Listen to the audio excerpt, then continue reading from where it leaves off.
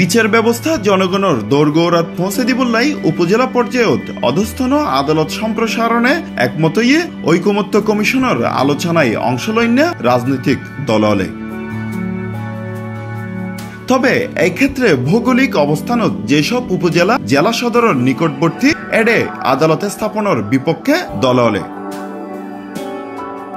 জুলাইয়ের 7 তারিখ রাজধানীর ফরেন সার্ভিস একাডেমিত জাতীয় ঐকমত্য কমিশনের ওয়ারে সংলাপ দললে নীতিগতভাবে একমত প্রকাশ করে।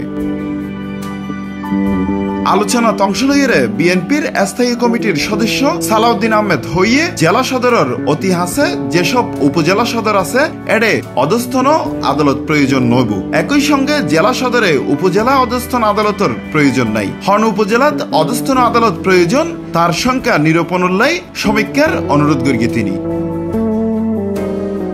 আলোচনাত অংশ লইনে হৌগ দলের নেতা উপজেলা পর্যায়ে অধস্থন আদালত স্থাপন করা হইলে দুর্নীতি বাড়িব বলে আশঙ্কা করি। তবে বিষয় লইরে দ্বিমত জানাইয়ে জামাতর সহকারী সেক্রেটারি জেনারেল হামিদুর রহমান আজাদ তিনি হইয়ে উপজেলা পর্যায়ত অধস্থন আদালত হইলে দুর্নীতি বাড়িব ইয়ান ভুল ধারণা। বিচার প্রার্থী হলরে হয়রানি রোধ করি বললাই বিচারের সেবা জনগণের দোরগোড়াত লইজম ফুরিব। দুর্নীতির বিষয়ে জনগণরা সচেতন গরম ফুরিব এবং স্বচ্ছতা থাকুন ফুরিব। জবাবদিহিতা নিশ্চিত গরম ফুরিব। এনসিপির যুগ্ম আহ্বায়ক জাবেদ রাসিন উপজেলা পর্যায়ে অধস্থন আদালত স্থাপনের তাগিদ দিয়ে প্রয়োজনে সংসদীয় আসনের ভিত্তিতে দ্রুতই অধস্থন আদালত স্থাপনের প্রস্তাব গড়িয়ে তিনি।